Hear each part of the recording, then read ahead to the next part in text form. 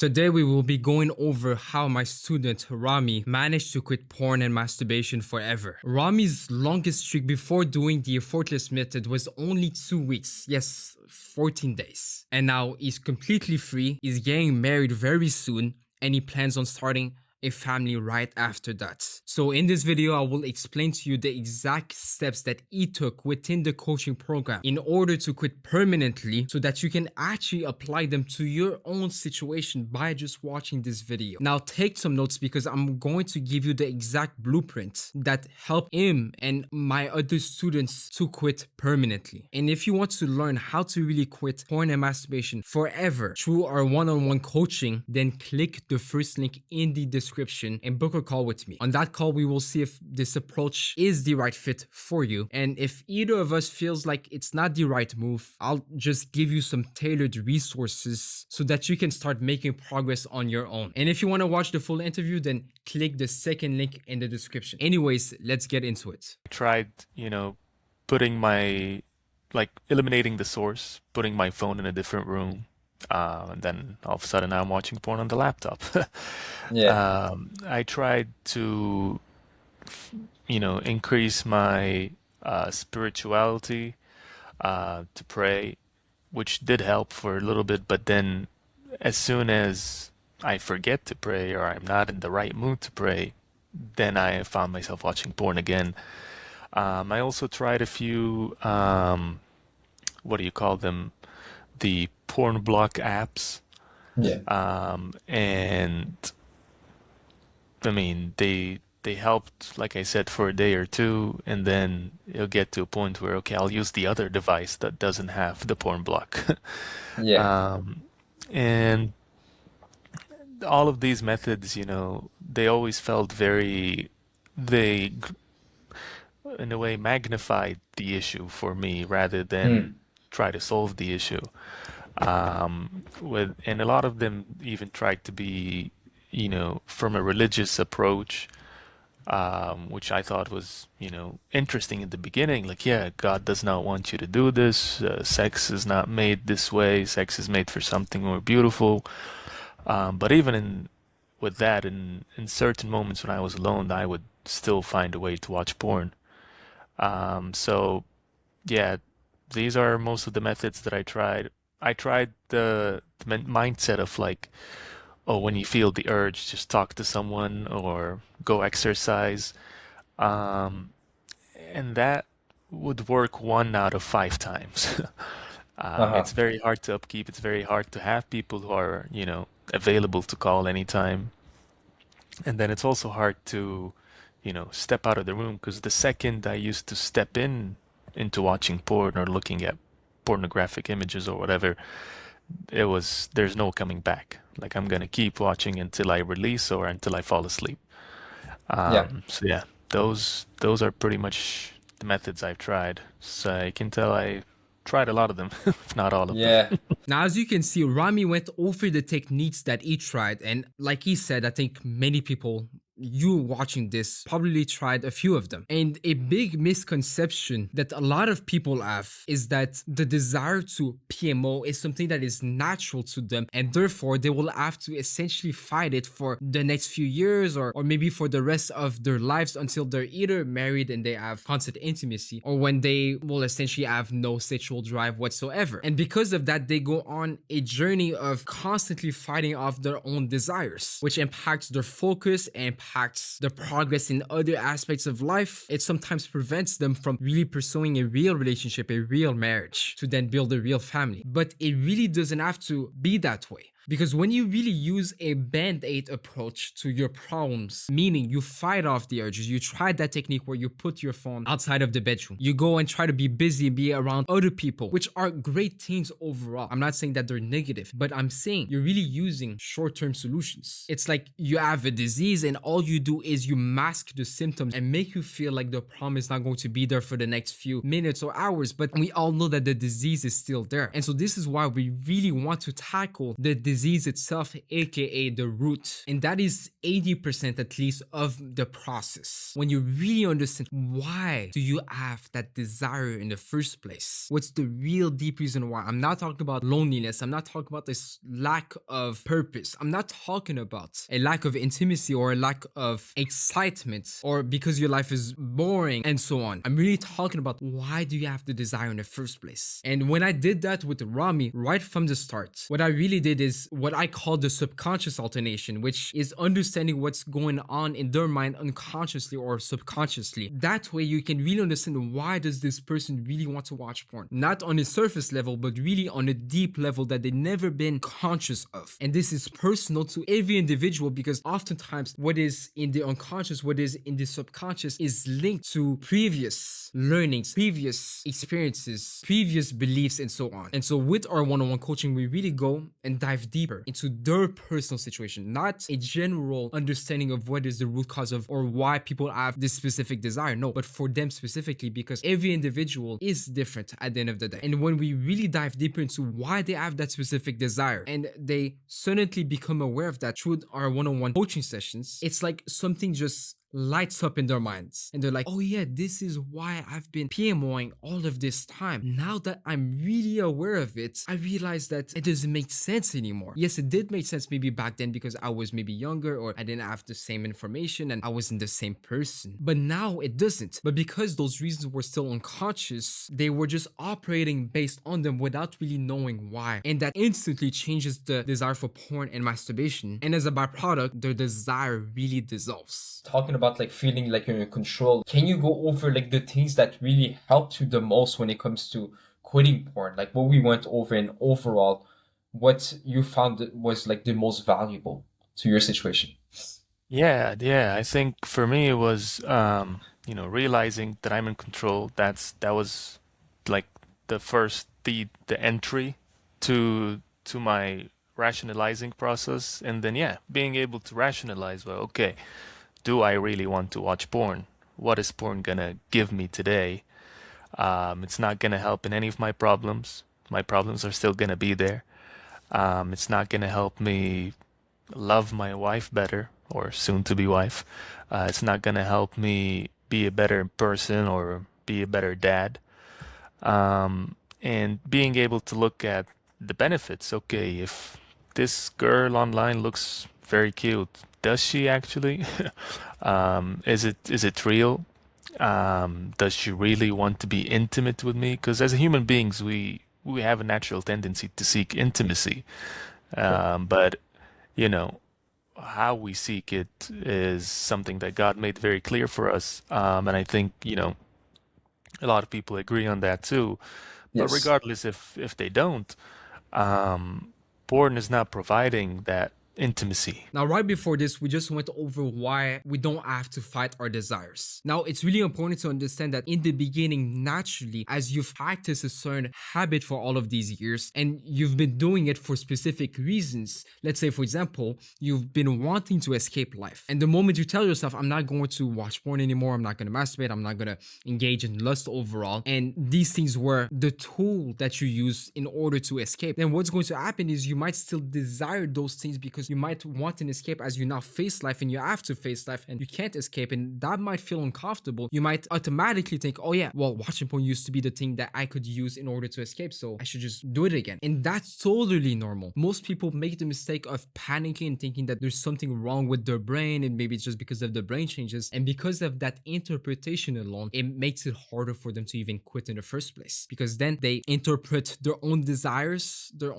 are just passing by as a battle to be fought, whilst you can just interpret it as a passing by desire that has no power over you. And this is really where being able to rationalize and really feel like you are in control is crucial. And when we really think about it, when we look at other behaviors which are considered to be bad or addictive, like video games, like junk food, like certain types of entertainment, and so on, there were no battles to be fought where you would lose control over your own self. At least you didn't interpret it that way. And instead, you took the approach that you were in control, that you could rationalize, no, maybe I shouldn't eat junk food because I just learned that eating junk food might cause this disease. And on the flip side, it might give me all of these benefits which I really care about. And so when you were presented with the option between eating junk food or eating something healthy, you didn't think, oh no, I'm gonna lose control because junk food is much more appealing from a evolutionary perspective. You didn't really think like that. Same thing with video games, which are basically, in my opinion, the best example of something that will be made in order to really hijack your dopamine system, as video games developers literally make the game as appealing as possible so that we constantly play it. But yet, when it comes to leaving video games behind, we just rationalize, no, I don't want to play video games anymore because, or when we're presented with the opportunity to play, let's say we're bored and we have nothing to do and we think, yeah, maybe I can play video games. It will be nice. It will be fun. It used to be fun back in the days. We just rationalize, oh, yeah, I mean, I could play, but I rather maybe work on this other thing. It's more pleasurable to me. It's more meaningful to me. But why is it that we don't do that with PMO? That's the question. And this is where NoFap really changed your perspective around quitting porn and made it a battle to be fought rather than an effortless choice. So what I tell my students like Rami is to say, look, if you have the desire to do it, do not interpret that as a sign of failure or a sign that you're on the wrong path. And don't think, oh no, that means that I might fall again because I'm having the desire to do it again. I shouldn't do this. I'm going to feel shame. And essentially you start panicking in order to really avoid a potential relapse. Instead, your internal dialogue could be, yeah, I'll be honest, I do want to PMO right now. I do want to watch these videos. I do want to do it again. And you stay calm. You're like, this is just a desire I have. But let me ask myself, like, why do I even want to do it?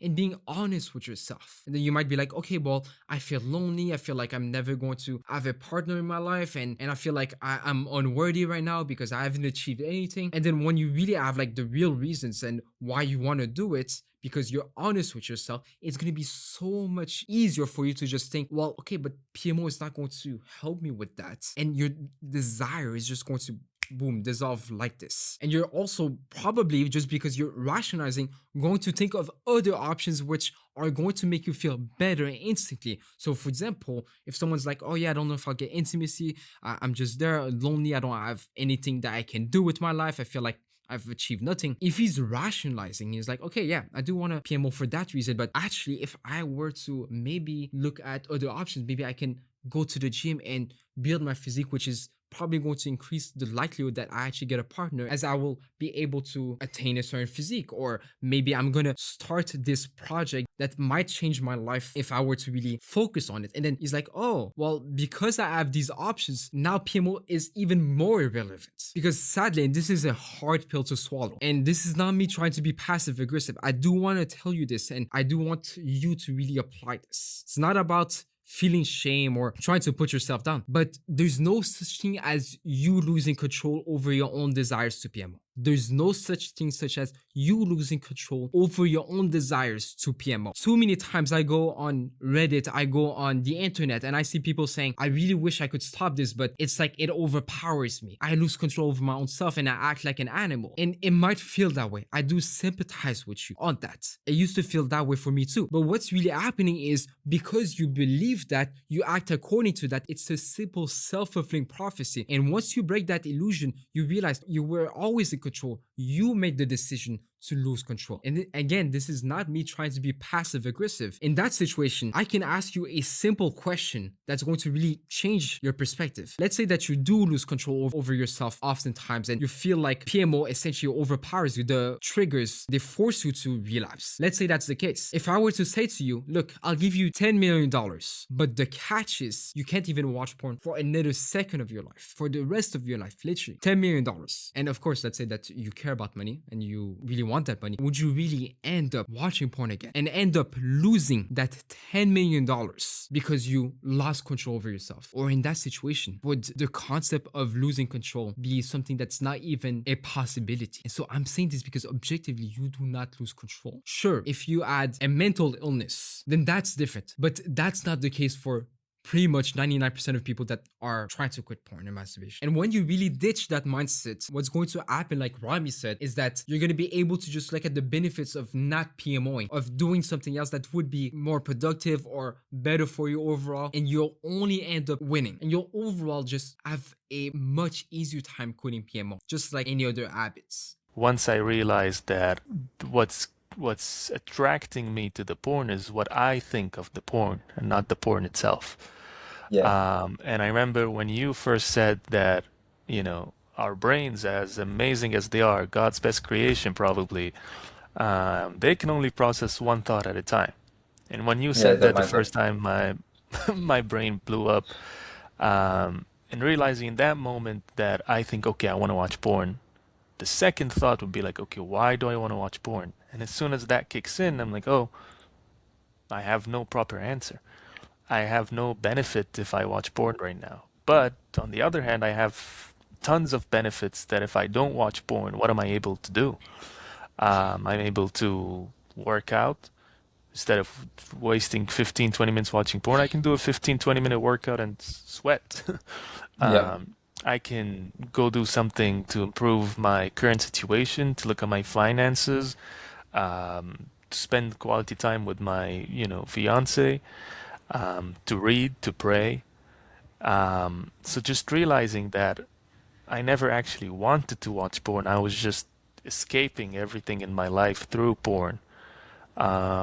And realizing that, you know, porn is not going to help me in any way. Like Rami said, the meaning of porn is not the video itself, it's what you think you can get from the video. The meaning of porn is not the video itself, it's what you think you can get from the video itself. So what we did by obviously going over is root cause straight from the start. In our one-on-one coaching sessions, we realized that one of the major reasons why he really wanted to watch porn, aka the meaning he was giving to porn, was that he wanted to escape something specific in his life, which was part of the root cause. And so one key to really understanding your subconscious is looking at what did you learn early on from your porn consumption. Specifically, what did you believe that porn or masturbation was giving you back then? Not just right now, but back then. So I saw across different coaching sessions that it would always bring up a specific topic in regards to his past. And I'm not just talking about trauma or something, but something that happened at the same time that he started to watch porn. And so there was a connection. And with that, we were able to start working on devaluing the behavior. So it's not as appealing anymore. So because he was overall using porn mostly as an escape for these specific things, not only did I explain to him the single thought concept, which you might have come across before, which is that your mind can only think of one thought at a time. It cannot have two thoughts at the same time. And that's really useful to know because it means that the stress relief, the emotional relief, and overall relief itself from specific problems, challenges, adversity that you face in life doesn't happen because of certain chemicals within a substance or PMO, or even as people think, the release that occurs. The real relief happens because you go from thinking of this one thought, which is, for example, you think about this stressful event that happened at work, and now you're trying to escape from that. The relief happens not because of you releasing or you masturbating or you watching porn, but because you switch your focus from that specific stressful event that you're thinking about constantly to anything else. The relief happens because you switch your focus from this specific thing to anything else. If someone is stressed out because of this specific stressful event, he can relieve his stress by binging on food, by reading a book, by going on a run, by hanging out with some of his friends, by taking a walk. Essentially, anything that is going to take your focus away from this. And once you understand this, you understand that porn is not a special escape because of dopamine, nor masturbation is, nor fantasy is, nor masturbation is. I mean, you could literally be stressed out of your mind and feel a lot of emotional pain, feel depressed, and then suddenly you decide to just entirely focus on fantasizing about intimacy. And you'll see that you won't feel that same depression anymore. You're gonna feel whatever you're thinking about because emotions comes from how we think of things, what we think about. They don't come from specific external factors, specific external triggers like that stressful event. They come from how we think of that stressful event. And Rami really realize, okay, well, PMO is just me going from thinking about this thing that's stressing me out or that's causing emotional distress to anything else. Oh, to thinking about intimacy or the video that's in front of me or the sensations of masturbation, whatever. And on top of that, with the use of personalized videos, which are videos I make for my students based on specific things that they need help with, based on what I think they need help with, and based on their questions that they have themselves, I make 10 to 20-minute videos just for them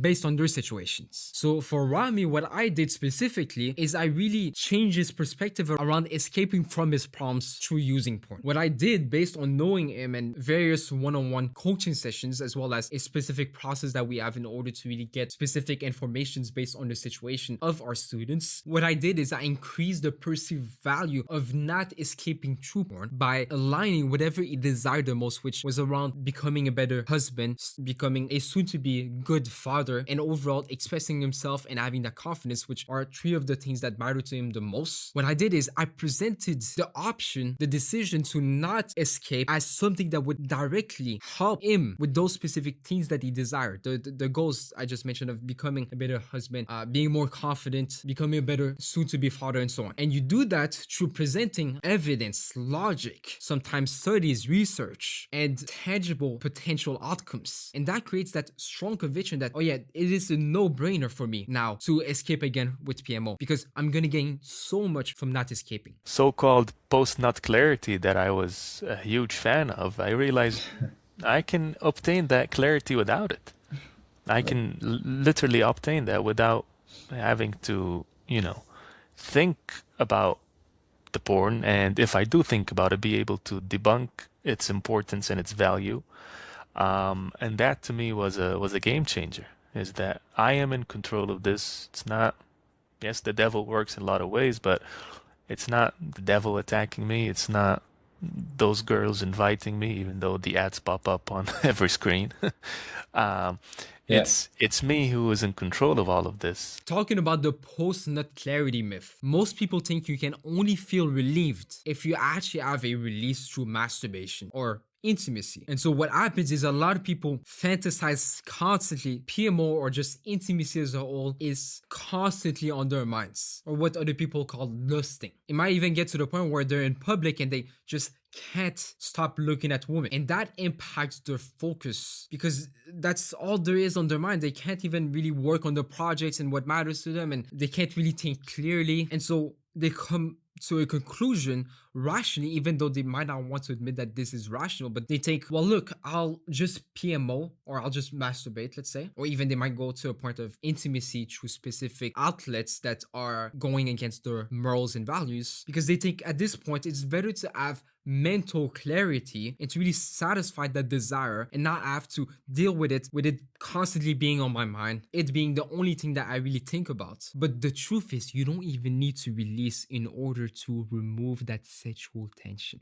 Because as I teach my students, sexual relief is not entirely dependent on external factors like a physical release. It is actually mostly dependent on internal factors, meaning you make the decision to fantasize. You do make the decision to think about sex all day long. I'm not saying this in a passive-aggressive way. Instead, I want to help you realize that you are actually the one initiating that, and therefore you are in control of that. Because on the flip side also, you can watch porn, masturbate, engage in all type of lustful behaviors constantly, frequently, and yet still think about intimacy a few minutes after you're done and have it on your mind constantly. Because how our sexual desires work is that, yes, we have a natural desire for intimacy. Yes, we have a natural predisposition to want to be with the opposite sex in order to reproduce. We have similar instincts like animals do, but we have the cognitive, meaning we get to decide with our own mind, unlike animals, to take a decision to act according to what we believe will be best or what we believe to be true. So we have complete control over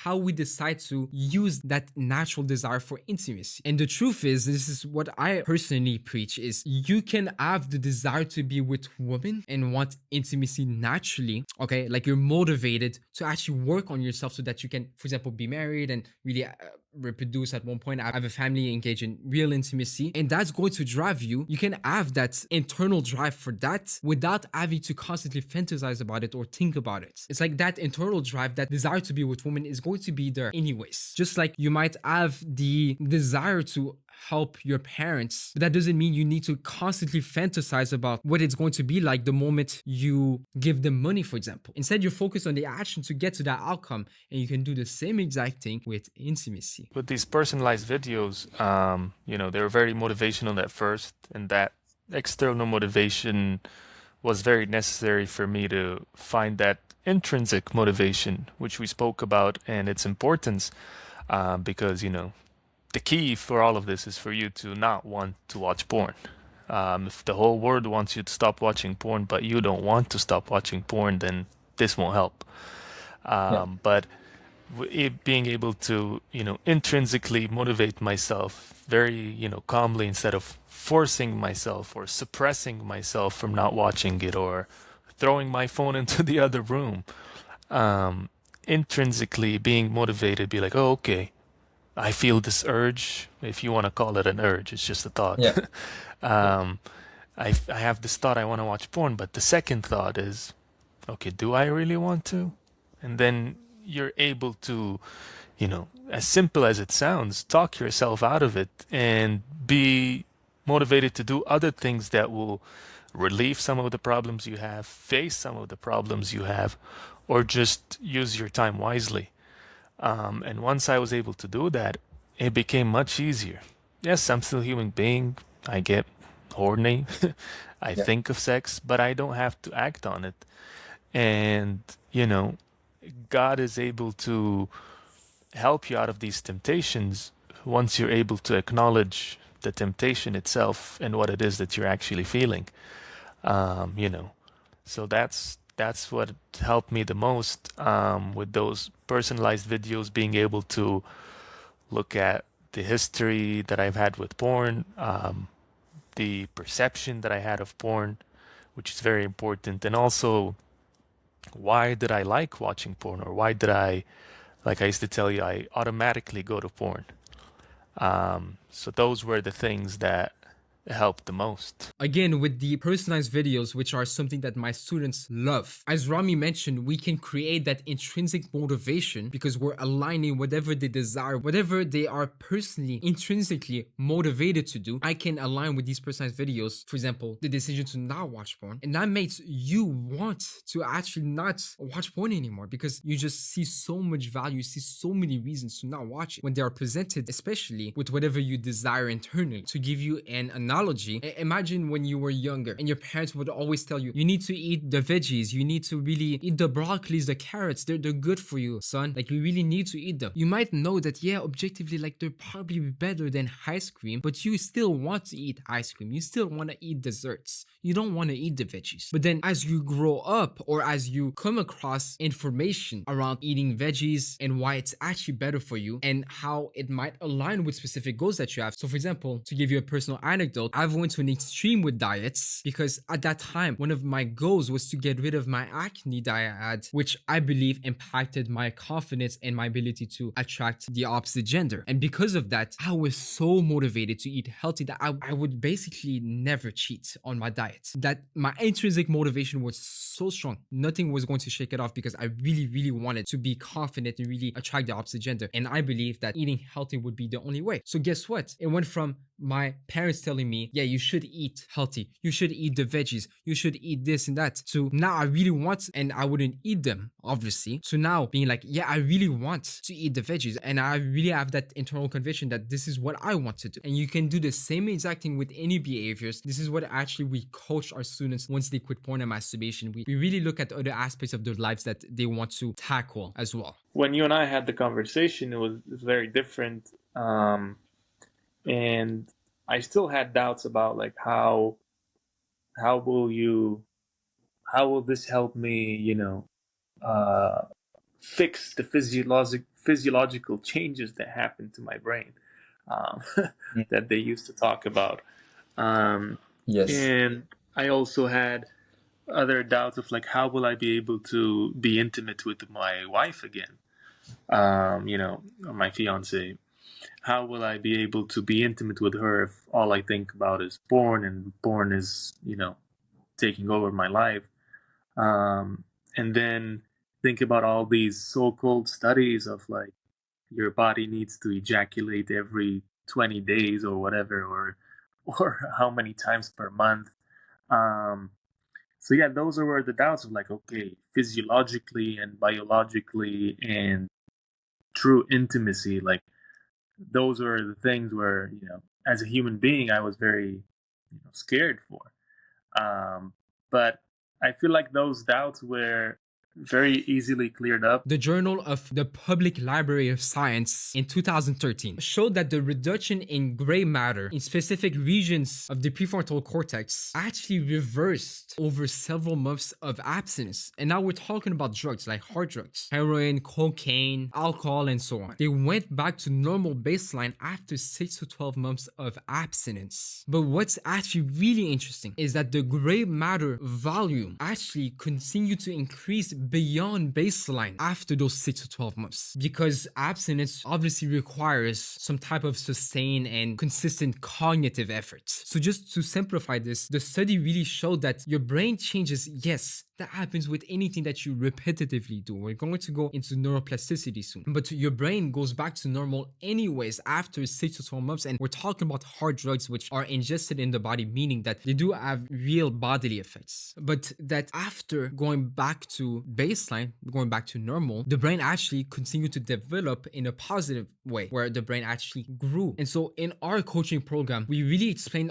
how neuroplasticity works, because a big fear that people have is the famous picture of your normal brain and then your brain on drugs and then your brain on porn, and it shows that your brain on porn is apparently worse than your brain on drugs. But then people just take that on the surface and take, oh look, that shows that I'm essentially in big trouble. But they don't understand the full context. They don't understand what's really happening and what that actually means. Brain changes are not something to be scared of. Brain changes are simply there in order to facilitate the process of doing the behavior again, and they do not cause the behavior. They do not trigger the behavior. Think about it like this. There were studies actually on, for example, taxi cab drivers in London, in the United Kingdom, where they had brain changes, to simplify it, because they had to remember so many different streets that they had to work on their memory essentially. And that actually, with brain scans, they showed that there were certain parts of the brain that were more developed, that changed the same way that our brain changes. Now, of course, your brain might change faster with chemo, as oftentimes there's different factors involved. For example, if emotions are involved, then it can have an impact on how fast those brain changes occur and how strong they can be. But at the end of the day, your brain changes are there again in order for you to spend less mental energy, spend less time, and make it more automatic for you to do the behavior again the moment you choose to do the behavior again. Not a trigger. The brain won't just like trigger you. It will just facilitate the process of doing the behavior again. So for example, the first time you watch porn,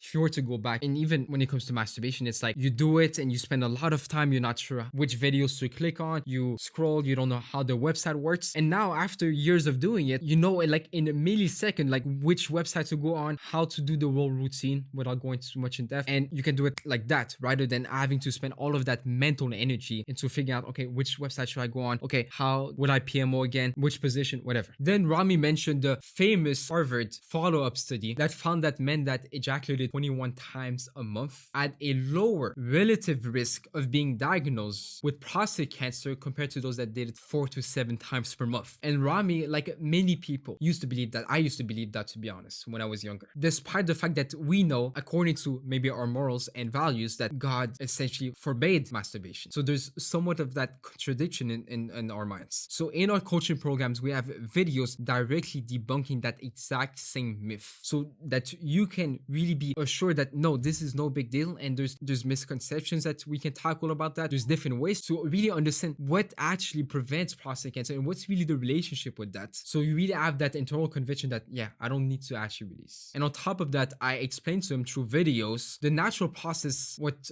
we call the self-cleansing mechanism that the body has in order to release on its own anyways, through natural emissions, aka wet dreams. And if semen isn't ejaculated, the body will naturally break it down and reabsorbs it. And this happens through a normal biological process called phagocytosis. And then definitely feeling like, our conversations and our way of communication did not feel like, you were commanding me or forcing me to do things. Matter of fact, you were just helping me learn more about myself and about what would work for me and how I'm able to be in control of all of this.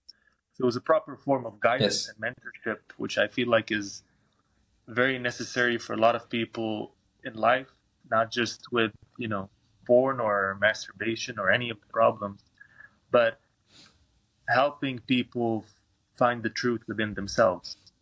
And that's Yes. something I was very, very grateful to. As Rami just explained, the way that I coach students is not telling them, no, you shouldn't do this. Oh no, you failed again.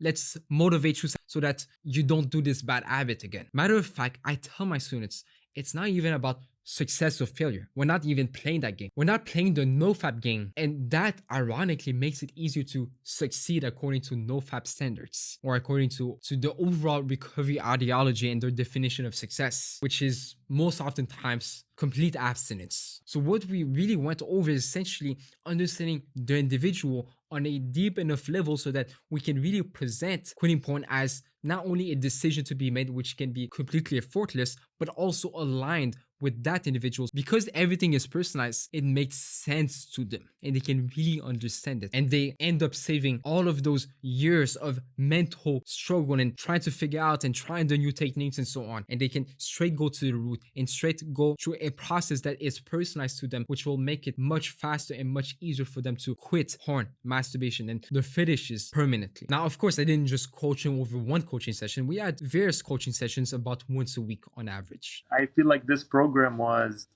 something that I wasn't, expecting, and due to the media and how it portrays porn, and being able to realize that, porn is just another thing that you can decide to not do, not watch. Yes. So yeah, I really, really like this program, and I don't think I can recommend it enough. And you and I have talked about this before, where, I feel like this message is very important that I'm willing to share with others and let them know that, a lot of people don't want to talk about porn or lust or PMO. And a lot of people treat it like, oh yeah, we're all men, we all want to do this, we all have this problem, and Yeah. just, sweep it under the rug. But I think it should be exposed, it should be talked about, and this is the right way to talk about it because, everything comes from within.